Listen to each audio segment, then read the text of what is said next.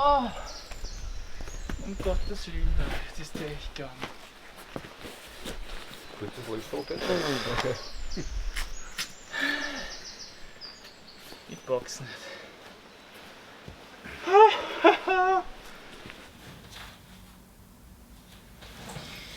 Good evening. This is day 4 of the 8B mission. Mission complete. God damn, what was that for a great bouldering day. I just want to share some thoughts here with you. I just came home. It's 5 in the PM and I just want to simply say a few words on how it went, how the morning was, and yeah, just a few words basically. So let's see, I got up at 6 o'clock in the morning, quite early, and I had to take a piss, okay?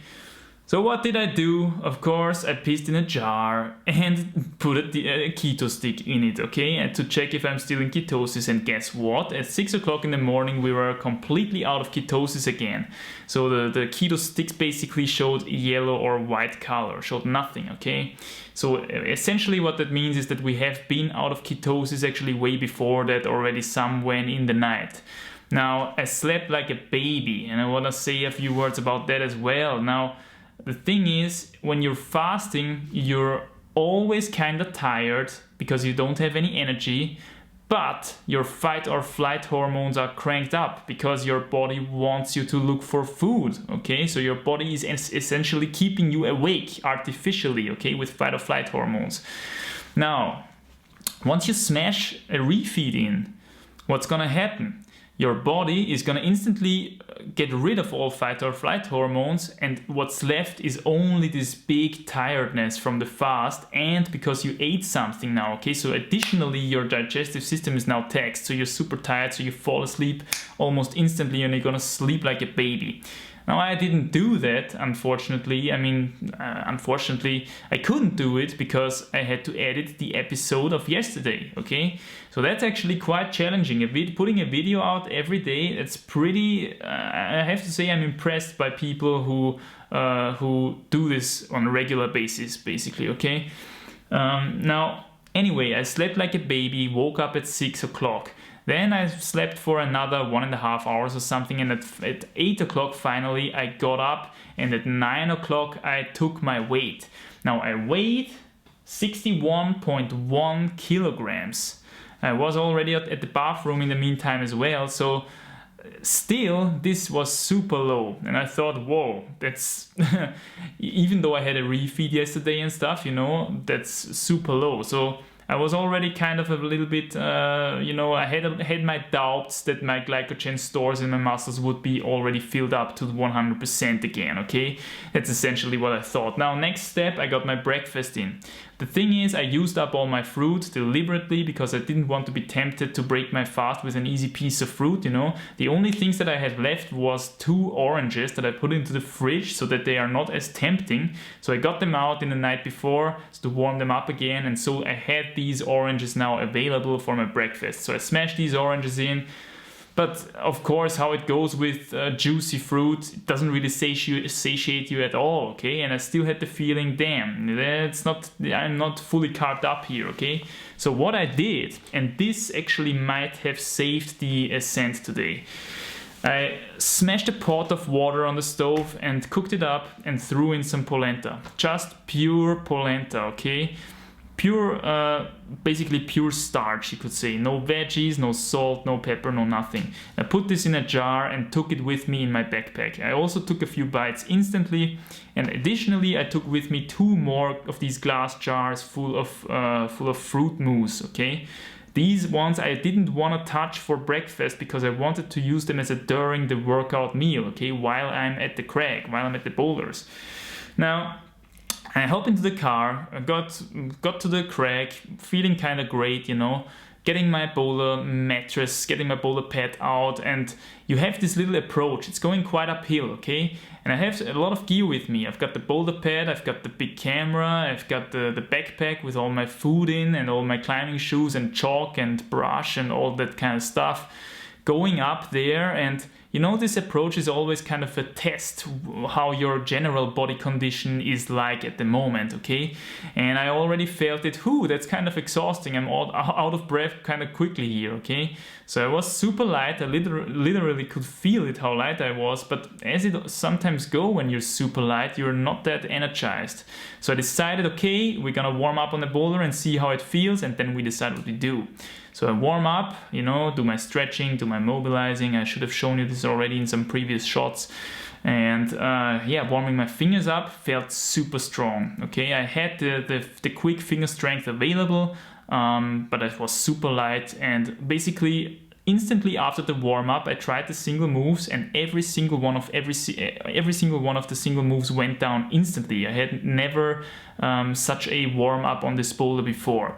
So of course, I made a little bit of a rest and started to make attempts from the ground. Okay, now also these attempts going super fine, getting through the low crux easy. Okay, climbing the traverse, and then I get to the crux move. And always on the crux move, it feels like, holy crap, what's happening here? I can't even pull anymore. Okay, it's like I hit the wall. I hit a wall. Now, luckily, because I'm a root climber, I already know this phenomenon. When you're hitting a wall, and especially on roots, it's happening more often because they are simply longer, then it often means that your stores are empty. You still get quite high up there because you're so light, because your stores are empty. But at some point, if you can't finish your problem, whatever it is you're projecting, a boulder or a root, until this point when you hit this wall, you're simply gonna drop off. And I had exactly this feeling again, this slight shakiness, you know, all of a sudden, out of nothing. The moves before are really super easy, and all of a sudden you hit this wall. So I decided, okay, obviously my stores are not full. I didn't eat enough yesterday on the refeed.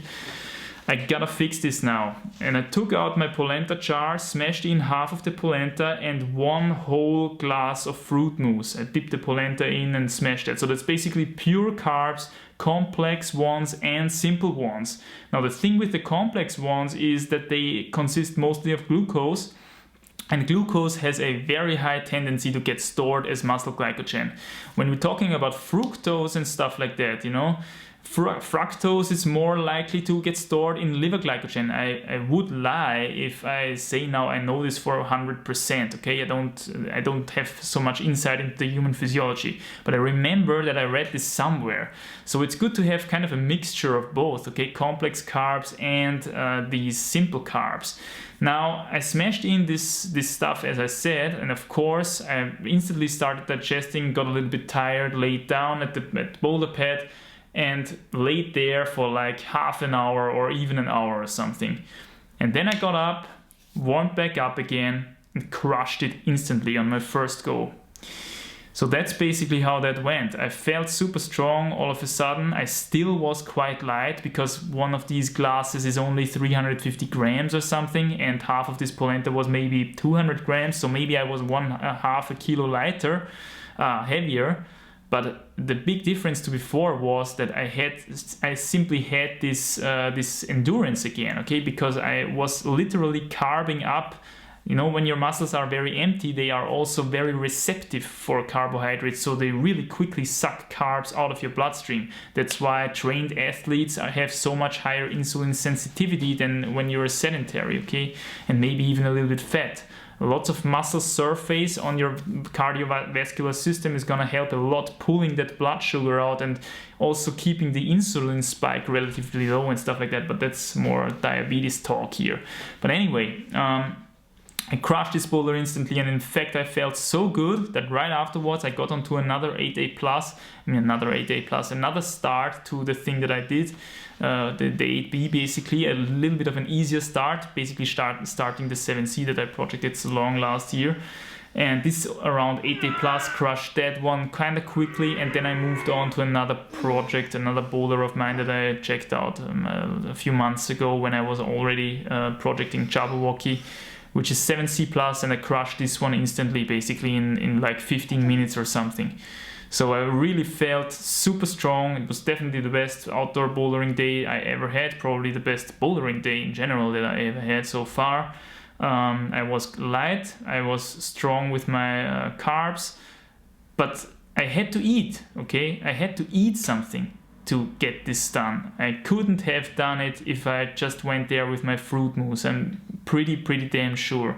And I could definitely not have done it if I just would have tried it in the fasted mode, okay? You cannot perform in fasted mode, and especially without carbs, you know, when you're in ketosis, these hard power moves, man, you need your carbohydrates for that. And this is something that I yet again learned with this incident here, basically.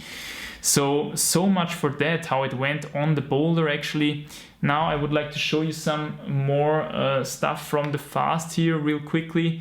Before we're gonna take a look at the schedule, I just want to say one more thing. And that is, I woke up today in the morning and I felt my left elbow. Okay, my left elbow here. I think that's the golfer, right? Out there is the tennis, but that's the golfer. Fasting reduces your inflammation like crazy, okay? It's really, when you have these little injuries, you know, that come over time and the tendons are a little bit inflamed and stuff, you're gonna notice quite quickly that as soon as you're maybe 24 hours into your fast or something, all of this stuff gets cooled down. Now, I can't say for certain that that's a good thing, okay? Because inflammation is always deviled down, okay, as it's something bad and you should always take anti-inflammatories instantly. Of course, that's bullshit, okay?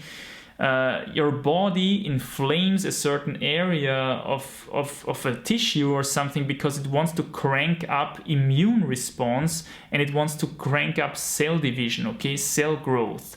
Now, obviously, this is the case very often when something is infected, okay? When something is infected, your body tries to heal it, and at the same time, it wants to crank up the immune system towards that spot to get rid of the infection.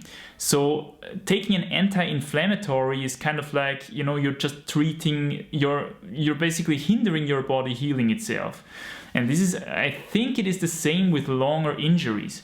Your body cranks up inflammation there because it wants to tell you, hey, there is an injury, give it a rest. It hurts also as well. And at the same time, it wants to crank up cell division, you know, to make it stronger, to heal it.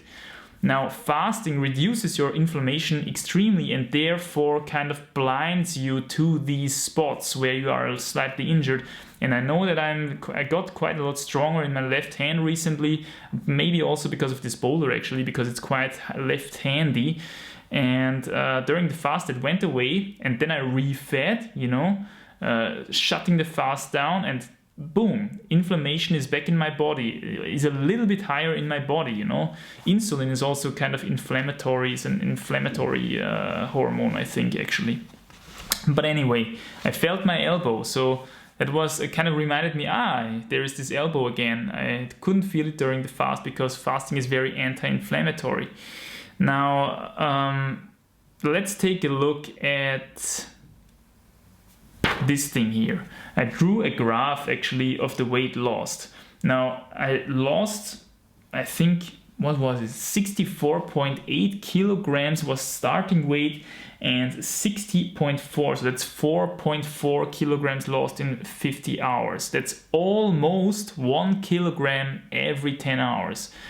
Now, some people would be happy if they lose 1 kilogram a week, okay? 1 kilogram a week. This goes to show how freaking aggressive this is, okay? This is gonna shred you instantly. Now, is that healthy? That's another question, yeah? But I can definitely say it's very, very aggressive. So you gotta, again, experiment around a little bit with this and don't start with a 50-hour dry fast instantly if you want to emulate this stuff. And now the people might think, oh yeah, I got these results with it, you know, I gotta try this as well. Now, keep in mind that I had to eat, okay? I had to eat. I couldn't fast all the time and send this stuff despite that, okay? I got really lean and then I ate something and then I was strong again, okay? So eating is important. You cannot fast all the time. But if you want to lose weight quite quickly for a project or something, a fast can definitely help you with that when you do a proper refeed afterwards and, you know, got the strategy down here. So I'm pretty happy now that I have this weapon in my arsenal now. Now, let's take a look here quickly on how this graph is looking like. Okay, it's 21, I mean that's 9 p.m., 64.4, and that was basically the first night. That was the night from Thursday to Friday, okay? This slope here. As you can see, it's not as steep as the following slope, which is the day of Friday, okay? We had the Friday workout on this day, so we lost a shit ton of energy on that day. We burned a lot of carbs there, basically. Then, in the night, or towards the evening, it's getting flatter again. We're entering ketosis, and then, during the night, we're really flat here, okay? Really flat. And in the morning, boom, it's going down again. And this was, again, when I started pissing so much volume again, okay?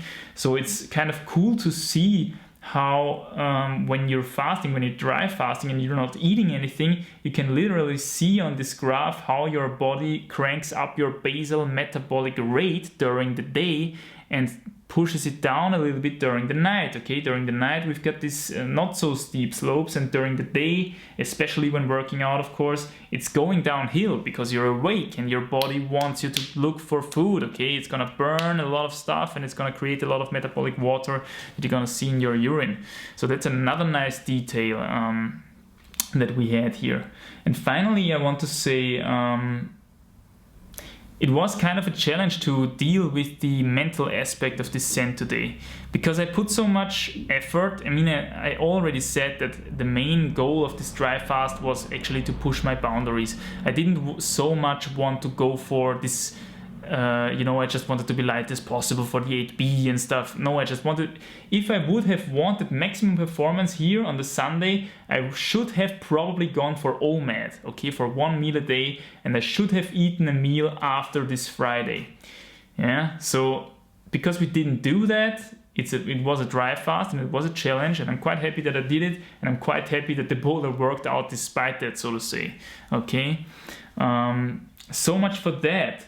This is an extremely aggressive tool, okay? You can shred yourself down really quickly. You can probably also heal a lot of stuff with this. When you're getting a regular dry fasting routine somewhere into your training schedule, I don't really know how you should do that long term actually, but it would be interesting. Maybe I make another video about that or try that out and share my experiences and stuff. But it's, I think, also a very healing thing, because your body looks for water everywhere, and I've talked about this before, okay? It's gonna look for all the unuseful cells. It's gonna look for viruses, bacteria, cancer cells, dying cells, all the freaking toxins that are in your fat tissue. This is another point actually, when a lot of people, or actually most people, when they go on a longer dry fast, they get severe detox symptoms. That's how I know that I'm actually a relatively clean dude, okay? I mean, and it's not so much of a wonder, because I don't smoke, I don't drink a lot, I don't drink any coffee and stuff like that. So I live a pretty clean lifestyle. So I can do this without getting a headache and all of a sudden fainting out or whatever, getting skin rashes and stuff like that. All these things that people usually report, okay? It depends on your previous lifestyle. But the dry fast it's going to chow you down, and it's gonna unveil hidden toxins in your body again, okay? And it's gonna re-intoxicate you, and these can be the symptoms. So that's why start slowly, get experience first and stuff like that, okay? So I just wanna have a look here quickly on my notes, if there's anything else that I want to say here. I think we're done. The 8B mission is accomplished. It's finished. We did it. It's just amazing, man. When you plan something out like this and it works out, that's the coolest thing actually. That's the coolest thing. I'm pretty happy. So what I'm gonna do now is I'm gonna make myself a nice post-workout meal. I did a lot of moves actually today, a lot of really hard moves, but they didn't feel so hard because I was really strong. But I need to get a post-workout meal in, and then I'm gonna turn the camera off finally. filming through like 4 days like this it's kind of exhausting, and also editing and stuff. I mean, it takes time to edit these videos. What am I gonna do tomorrow? I think tomorrow I'm gonna make use of my conditioning that I have at the moment, because I'm still very light, of course. I'm gonna make use of it again and maybe hit something again, but I'm not sure what that's gonna be. Anyway, I hope really sincerely that you've got something from this little experiment here. I still need to upload the actual talk that I did on my rest day, the brainy stuff that I did, because that's actually pretty interesting as well, and would be very keen to see what you guys think about it. Now, apart from that, I can say thank you very much for following me through this journey. I did my first 8B boulder. This is, I think, V13, I'm not sure. I think 7C Plus is V10, right? So yeah, it should be V13. I'm quite happy about that. That means all the goals for this spring are done. I mean, actually, I didn't even have this boulder as a goal until I found out that I could climb it, okay? But the Big 8C project is done, the Root project, and this boulder is done. I'm super happy now. I can lay myself back a little bit and chill now, I guess. And then we're gonna make the 50,000 subscriber special episode, because that's what I'm due to as well, still. Anyway, thanks for sticking around with me here and listening to my rambling. I hope to see you soon in another video. I'm pretty sure I will. And stay strong, keep crushing, and bye.